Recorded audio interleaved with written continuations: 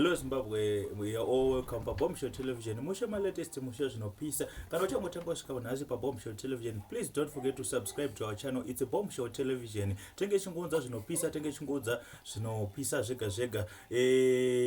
Don't forget to like our video. Ndokuti ruonekwe nawakawanda. Ndokumbirisisawo mu like video. Nyaya nayo inyaya idiki diki. Asi inyaya inofadza. Inyaya yekuti vanenge video kandaona ukachitenderera pa social media. Isitongokupai zvinenge zvichipisa, zvinenge zvichitendera. Musazviudzwe kumaraini.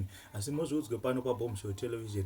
Nyaya ndedhanzi rarohwa naPresident Nelson Chamisa parecent congregation yavanga vakaunganidza aiwa conference iyoyo vatamba zvekuti kana mafanzi vafara ende madhara au matemukanwa madzimai mazhinji apururudza. Saka da kuti muone this video mukomende zvamunofunga mucomment section below kuti munhu wemukutema munhu anoremekedzwa anofanira kunge achitamba here, but David kuti katarisa mubhaibheri akatotambawo kusvika mai vapopota, but Chamisa apa akatambawo kusvika mai vapopota. Da kuti muone video, comment in the comment section below tinzwe zvamunofunga.